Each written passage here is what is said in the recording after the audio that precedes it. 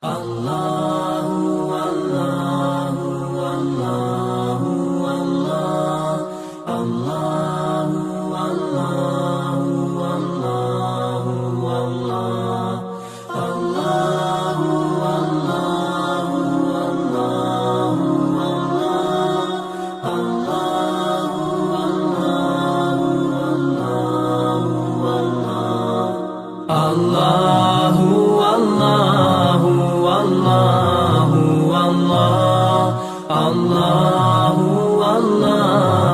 Allahu Allah Allahu Allahu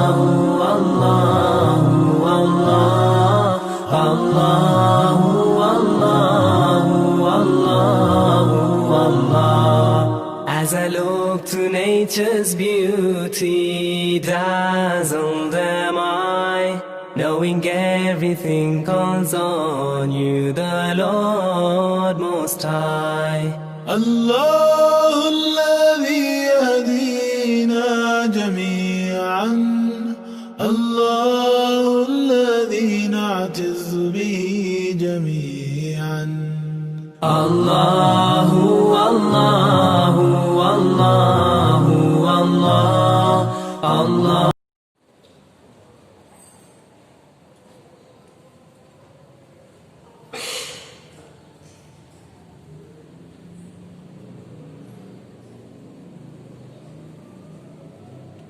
إن الحمد لله نحمده ونستعينه ونستغفره ونعوذ بالله من شرور أنفسنا ومن سيئات أعمالنا. من يهد الله فلا مضل له ومن يضلل فلا هادي له. أشهد أن لا إله إلا الله وحده لا شريك له وأشهد أن محمدا عبده ورسوله لا نبي بعده. اللهم صل وسلم على سيدنا وحبيبنا وشفيعنا ومنقذنا محمد وعلى آله وأصحابه وذريته وأمته أجمعين. أما بعد، فيا عباد الله، أوصيكم ونفسي بتقوى الله لعلكم تفلحون. Ma'asyiral muslimin, jamaah salat Jumat Masjid Sakinah yang insyaallah dimuliakan oleh Allah. Memulai khutbah pada kesempatan siang hari ini, izinkan khatib mengingatkan bagian terpenting dari khutbah ini yang berupa pesan takwa. Pesan takwa pada intinya kita diminta untuk mau melaksanakan semua yang diperintahkan oleh Allah Subhanahu wa taala dan mau menjauhi semua yang dilarangnya dengan sesadar-sadarnya, dengan penuh keimanan, keikhlasan. Mudah-mudahan pesan takwa ini dapat kita amalkan dalam kehidupan kita sehari-hari, sehingga hidup kita penuh keberkahan, penuh kemanfaatan, penuh keridhaan Allah Subhanahu wa taala, dan insyaallah di akhir hayat kita semua mendapatkan husnul khatimah. Amin amin ya rabbal alamin. Ma'asyiral muslimin yang dirahmati oleh Allah, ada satu ayat yang penting menjadi renungan kita pada kesempatan siang hari ini. Ayat itu adalah yang terdapat di surah Al-Ahzab ayat 57. Allah Subhanahu wa taala berfirman, A'udzu billahi minasyaitonir rajim. Innal ladzina yu'minuna Allah wa rasulahu la'anahumullahu fid dunya wal akhirah wa 'adda lahum 'adzaban muhina. Arti ayat itu, kalau kita cari terjemahannya, kira-kira bunyinya seperti ini, bahwa orang-orang yang menyakiti Allah dan Rasul-Nya, maka Allah Subhanahu wa taala akan melaknat mereka, baik itu di dunia maupun di akhirat. Dan Allah sudah menyiapkan siksa yang menghinakan. Para ahli tafsir menjelaskan siksa yang menghinakan tidak hanya di akhirat tapi juga di dunia. Masyaallah muslimin, yang dimuliakan oleh Allah, kalau kita buka tafsir Ibnu Katsir terkait dengan ayat ini, sabab nuzul ayat ini banyak sekali versinya. Ada yang menyebutkan ini terkait dengan orang-orang yang melecehkan Allah dengan memberikan gambaran-gambaran yang tidak sesuai dengan apa yang kita yakini dalam akidah kita. Ada juga yang berpendapat bahwa ayat ini turun berkait dengan orang-orang yang selalu mengeluhkan perputaran zaman, cuaca dan seterusnya yang kemudian ujung-ujungnya adalah menyalahkan Allah Subhanahu wa taala, menyalahkan takdir Allah Subhanahu wa taala.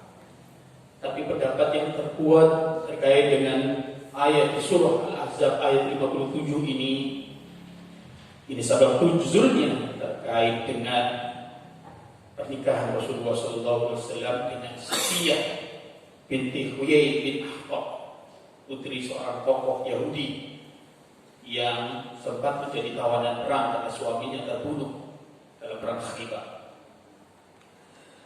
Terlepas dari itu semua, itu adalah sebab nuzul.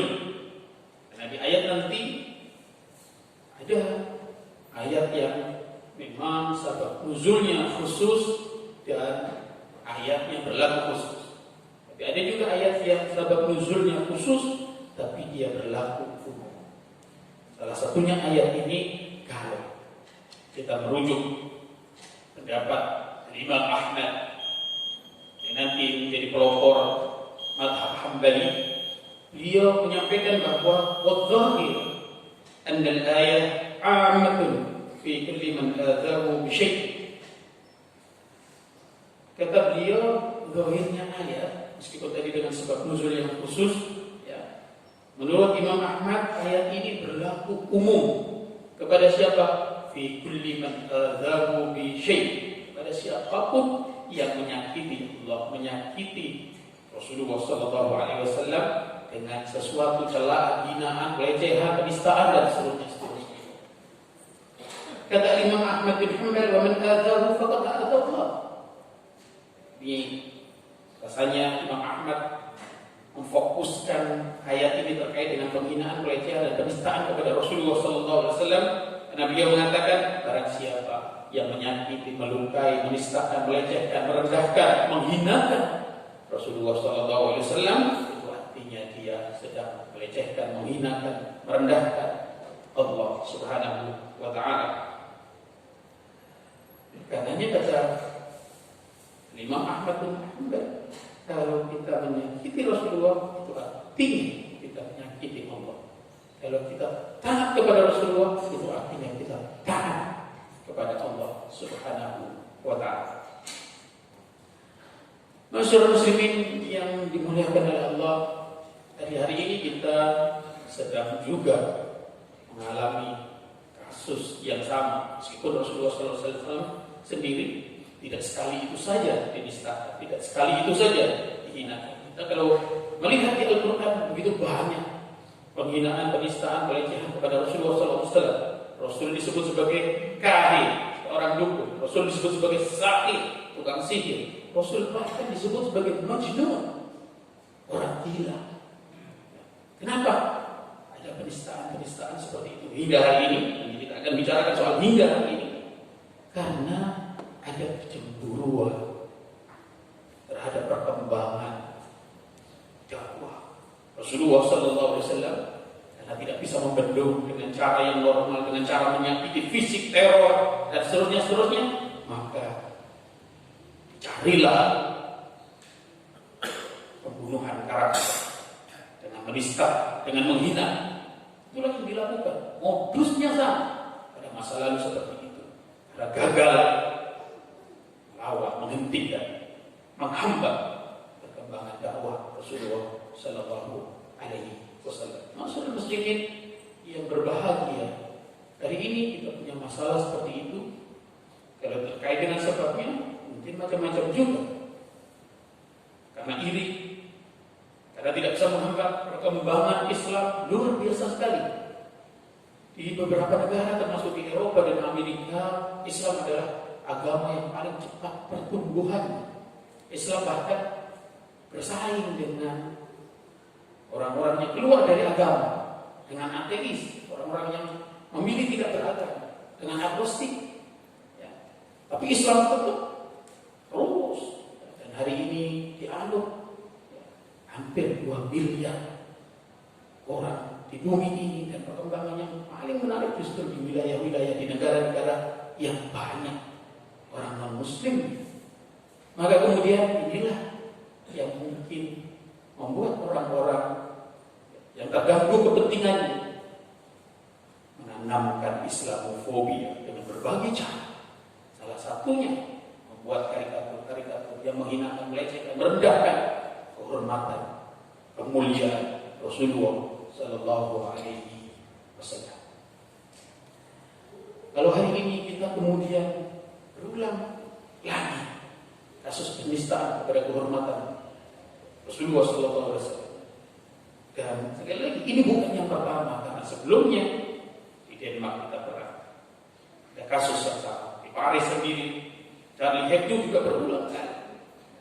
Bahkan Profesor Dr. Ali Jum'ah Syekhul Azhar yang sebelum yang sekarang menyebut bahwa pelecehan terhadap Rasulullah SAW setelah tahun 1990 itu jumlahnya 1.500 lebih. Hingga betapa banyaknya orang yang melecehkan, merendahkan, menistakan diri Rasulullah SAW, tapi kemuliaannya tidak pernah terganggu.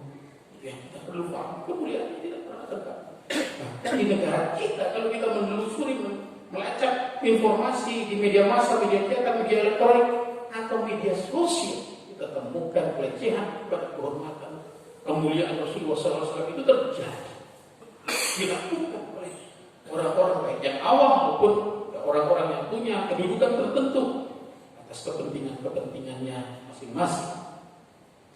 Maka ma'asyiral muslimin yang berbahagia, apa yang kita bisa lakukan dalam konteks pelecehan terhadap kehormatan, kemuliaan Rasulullah SAW yang mungkin tidak hanya berhenti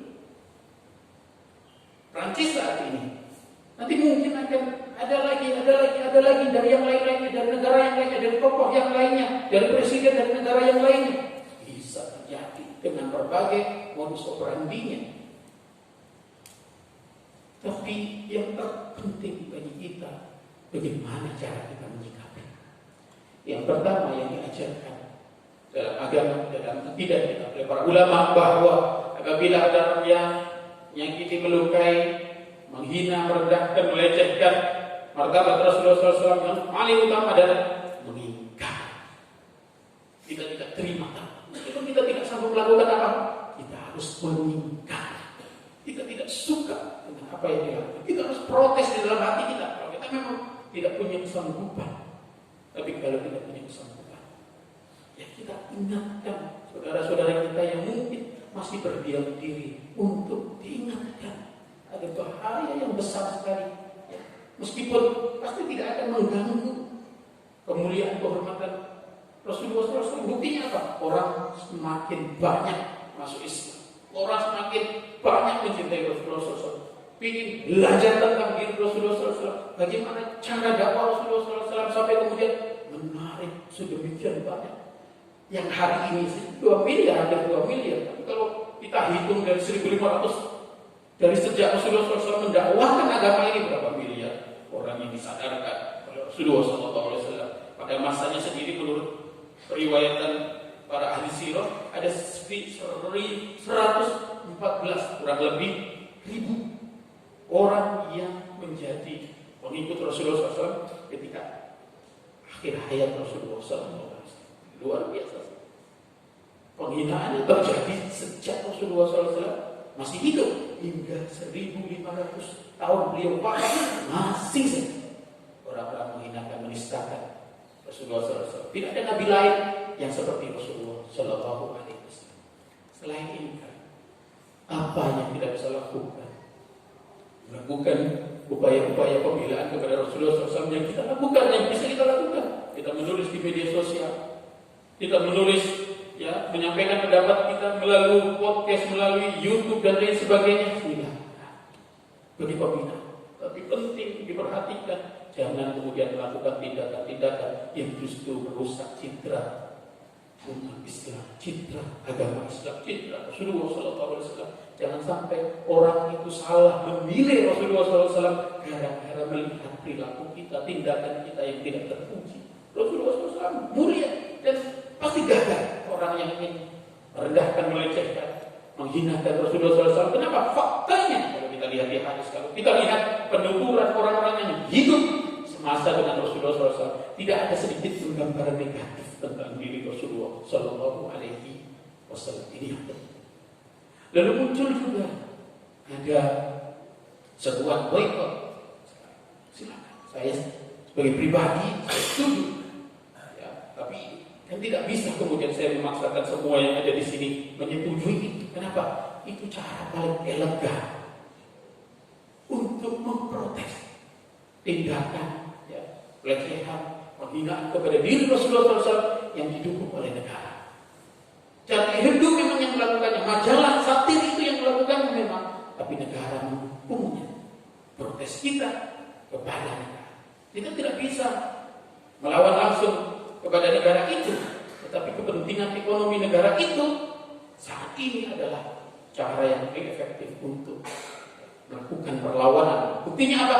Sekarang Menteri Luar Negerinya, kita di Indonesia, dubesnya membuat rilis ke media bahwa mereka meminta untuk menghentikan boikot itu karena ada dampaknya.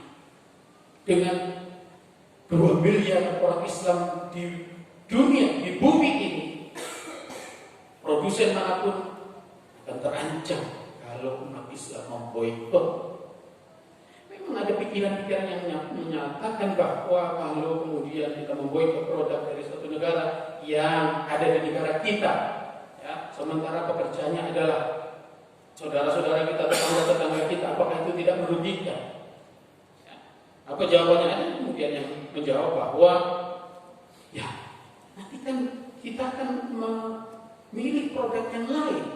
Dari produk yang lain itulah yang kemudian kita menguatkan perusahaan yang lain yang masih memberikan dukungan secara politis, secara apa saja, menghormati keyakinan, hal-hal yang dimuliakan di agama kita.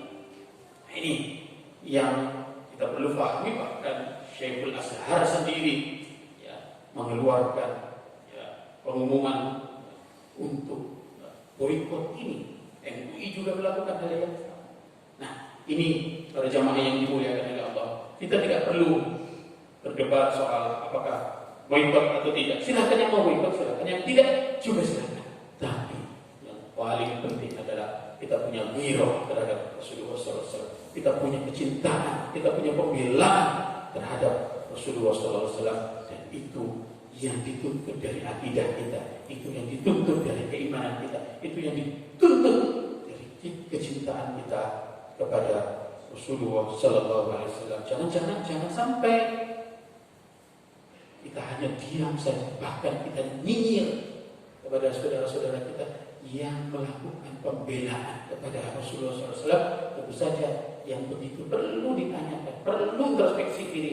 Ada apa di hatinya? Ada apa dengan kecintaannya kepada Rasulullah SAW? Masyarakat muslimin yang berbahagia, demikian khutbah yang singkat ini, mudah-mudahan ada manfaatnya. Fa'tabiru ya ulil albab.